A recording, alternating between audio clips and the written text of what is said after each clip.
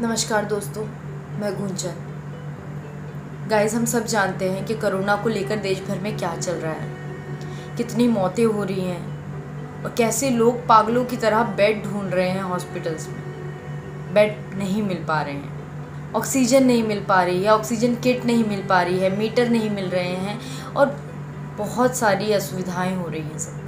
बस मैं सबसे पहले यही कहना चाहूँगी गाइस, सबसे पहले तो जो लोग सुरक्षित हैं, सेफ़ हैं, वो अपने आप को प्लीज़ लॉक करें अपने अपने घरों में, बाहर ना जाएं, बच्चों को बाहर ना जाने दें और अपना अपना ख्याल रखें। गाइस, जब कोरोना आया तो हम सब ने कहीं ना कहीं उसे सीरियस लिया ही नहीं। हमें लगा बस हल्का सा वायरल है, खांसी जुकाम है, ठीक हो जाएगा। और हमारी 1 साल पहले की हुई लापरवाही अब आ रही है सामने, उसके नतीजे अब हमें भुगतने पड़ रहे हैं।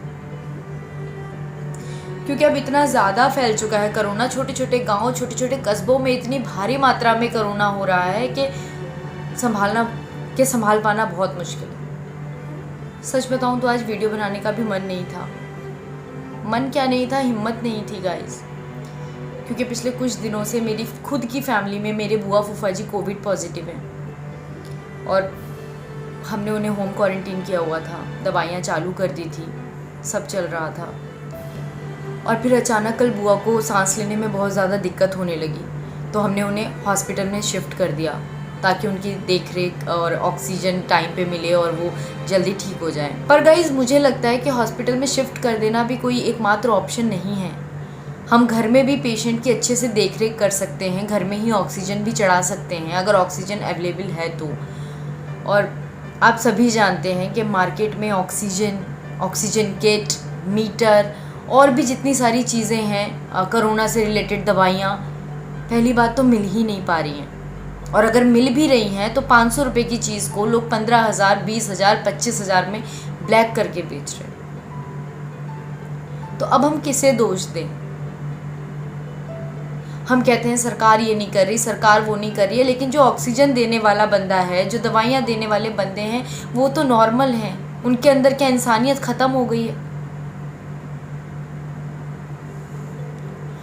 तो मैं बस इतना कहना चाहती हूँ कि जो सुरक्षित हैं वो अपना ख्याल रखें, और जो कोरोना जिनको हो गया है वो इतना ज़्यादा टेंशन एकदम ना लें, पैनिक ना हो, क्योंकि पैनिक होने से ही चीज़ें ख़राब होना शुरू हो रही हैं।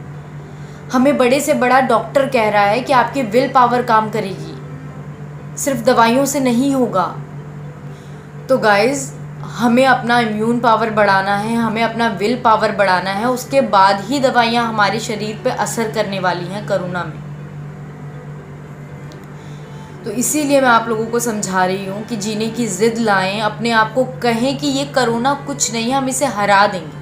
और यार, ये तो मैं बोल रही हूँ ना, तो आपको, मुझे नहीं पता कि आपको फ़ील होगा कि नहीं होगा, लेकिन हाँ, जिनके घर में चीज़ें चल रही हैं या जिन्होंने कोरोना से अपनी फैमिली खो दी, अपने बच्चे खो दिए, अपने माँ बाप खो दिए, वो लोग इस बात को समझ पाएंगे। क्योंकि जब तक खुद पर नहीं बीतती है तब तक किसी को समझ नहीं आता है गाइस। और खुद पर बीते उससे पहले समझ जाओ तो ज़्यादा अच्छा है। और आज जब खुद पर आई, जब हम एक दिन में 100 कॉल कर रहे हैं इधर उधर, ऑक्सीजन ढूंढ रहे हैं, मीटर ढूंढ रहे हैं, ऑक्सीजन किट ढूंढ रहे हैं, दवाइयाँ जो चाहिए वो ढूंढ रहे हैं, तब समझ में आया कि मार्केट में चल क्या रहा है। लोगों ने स्टॉक करके रख दी हैं चीज़ें यार, मतलब इंसानियत नाम की चीज़ ही ख़त्म हो गई है। और गाइस, ऐसा नहीं है कि लोग हेल्प नहीं करना चाह रहे हैं, पूरा यूथ खड़ा हो जाता है, गली गली सिलेंडर बांट रहे हैं लड़के, लेकिन वो भी तभी बांटेंगे ना जब उनको कहीं से ऑक्सीजन मिलेगा। वो हेल्प कर सकते हैं, गली गली सबके घर पहुंचा सकते हैं, अवेलेबल करा सकते हैं, लेकिन कितना? एक दिन में एक ऑक्सीजन निकालने के लिए उनको 10 घंटे लग जा रहे हैं। तो ऐसा क्यों? अच्छे लोग भी हैं, ऐसा नहीं है कि 100% लोग ऐसे ही हैं। आज हमें जब खुद के लिए ऑक्सीजन किट चाहिए थी तो मेरी पूरी फैमिली ने अलग अलग जगह कॉल किया, पर कहीं ऑक्सीजन किट नहीं मिल रहा है। जो गैस सिलेंडर के ऊपर लगाया जाता है पाइप के साथ, जो मीटर आता है ऑक्सीजन लेने के लिए, वो कहीं नहीं मिल रहा है। लोग बोल रहे हैं 2-2 दिन पहले ऑर्डर करो। ऑक्सीजन हमें आज चाहिए, हम 2 दिन पहले ऑर्डर करेंगे, 2 दिन बाद किसे लगाएंगे यार? पेशेंट को ज़रूरत आज है, कल नहीं। सोशल मीडिया बहुत बड़ा प्लेटफॉर्म है गाइस, उसका यूज़ करो। जिन्हें ज़रूरत हो रही है वो फेसबुक पे डाल रहे हैं, इंस्टाग्राम पे डाल रहे हैं, अपने अपने लोगों से फ़ोन करके पूछ रहे हैं। और हमने भी वही किया। एक ऑक्सीजन किट के लिए हमने कम से कम नहीं तो 200 कॉल किया आज, तब जाके हमें ऑक्सीजन किट अवेलेबल हो पाई। अभी तक सिर्फ देख रही थी गाइस, न्यूज़ में सुन रही थी कि ऑक्सीजन की कमी है, इसकी कमी है, ये नहीं प्रोवाइड हो रहा, वो नहीं प्रोवाइड हो रहा। आज देख लिया, सिर्फ एक ही किट प्रोवाइड कर पाई हूँ, जबकि घर में 3 मरीज पड़े हैं। वो तो शुक्र है भगवान का कि सबको अभी ऑक्सीजन की ज़रूरत नहीं है। और जैसा कि मैंने आपको बताया कि अच्छे लोग भी हैं, तो हमने बहुत जगह कॉल किए। फाइनली मैंने अपने मामा के बेटे से बात की, मेरी मम्मी ने बात की, तो उसने अपने किसी दोस्त से बात की और उसके दोस्त ने हमें ऑक्सीजन किट प्रोवाइड कराई। तो मैं दिल से शुक्रिया बोल रही हूँ उसे कि जिसने ऐसे हालात में, वो बंदा खुद आया, खुद उसने मेरे पापा को ऑक्सीजन किट दिया। तो इतने बुरे हालात हैं गाइस, तो बस आप अपने दिमाग में ये सोच लीजिए कि इससे डरने की ज़रूरत नहीं।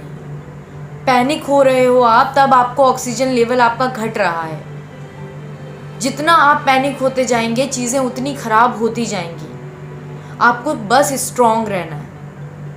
गाइस मैं मुंबई में हूँ, मेरी फैमिली पूरी उत्तराखंड में है, पर फिर भी मैं आज सुबह से उन सब से कॉल पे सिर्फ उनको विल पावर उनकी बढ़ाने की कोशिश कर रही हूँ। फूफा जी अपने घर में क्वारंटाइन है, बच्चे दादी के वहाँ पड़े हैं और बुआ हॉस्पिटल में, पापा उनकी देखभाल कर रहे हैं। परिवार पूरा बिखर जाता है। जब तक अपने परिवार पे नहीं होता ना, तब तक समझ में नहीं आता है, और ये फैक्ट है।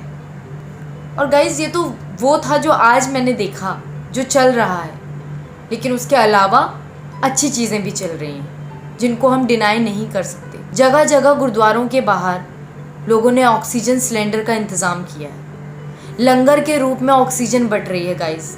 तो बहुत बड़ा सल्यूट है उन लोगों के लिए जो लोग ये कर रहे हैं। हर एक छोटी से छोटे कस्बे में वो लोग शुरू कर रहे हैं, लंगर के रूप में ऑक्सीजन दे रहे हैं। तो मैं विनती करती हूँ, जिन भी लोगों को ऑक्सीजन प्रोवाइड नहीं हो पा रहा है, आपकी अपनी अपनी सिटी में गुरुद्वारों में ऑक्सीजन जहाँ जहाँ बट रहा है, आप वहाँ वहाँ जाइए, अपना इलाज कराइए। और ऐसे लोगों को शुक्रिया कर रही हूँ जो लोग बिना कोरोना के डर से अपनी अपनी फैमिली छोड़ के, जो लोग बिल्कुल सेफ़ हैं, वो लोग सामने आके लोगों की सुरक्षा कर रहे हैं, गली गली जाके सिलेंडर बांट रहे हैं। उन सबको तहे दिल से धन्यवाद करना चाहती हूँ। बस सिर्फ ये गुस्सा उन लोगों के लिए है गाइस, जो लोग स्टॉक रख ले रहे हैं, जो लोग ब्लैक करके चीज़ें बेच रहे हैं, और जो लोग कोरोना का फ़ायदा उठा रहे हैं। ये वक्त नहीं है, जब आप ही नहीं रहोगे तो उस पैसे का क्या करोगे यार। पता नहीं क्यों इस देश में हर चीज़ में राजनीति बीच में आ जाती है, धर्म बीच में आ जाता है, जातिवाद बीच में आ जाता है। हर इंसान बनो यार, पहले शर्म आनी चाहिए।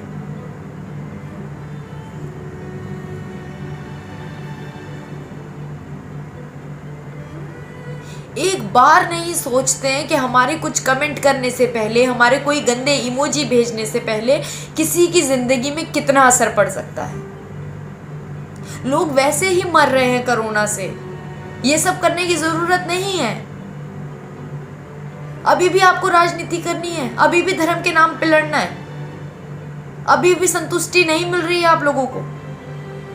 इतने गंदे गंदे कमेंट, कहीं मॉब लिंचिंग हो जा रही है, कहीं दिन दहाड़े लड़के को मार के उसकी ज़िंदगी ख़त्म कर दी जा रही है। आज की न्यूज़ है, जस्टिस फॉर भुवन चल रहा है, एक लड़के को मार दिया गया है।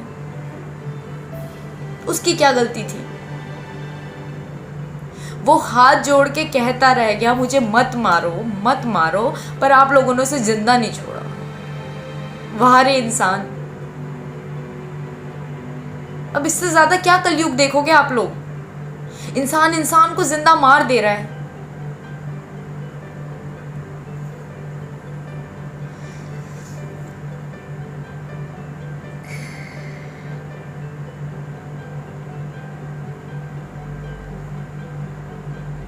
गाइस मैं सबसे इतना कहना चाहती हूँ कि ज़िंदगी एक ही बार मिलती है, इसे प्लीज़ अच्छे से जी लो, अपनी ज़िंदगी में खुश रहें। और प्लीज़ आपसे हाथ जोड़कर रिक्वेस्ट है कि किसी के मरने पर तो इतनी गंदी गंदी टिप्पणियाँ ना करें प्लीज़। और प्लीज़ जो लोग सेफ हैं अपने घर में सुरक्षित रहें, खुद को लॉक करें, अपने अपने बच्चों का ख्याल रखें। धन्यवाद।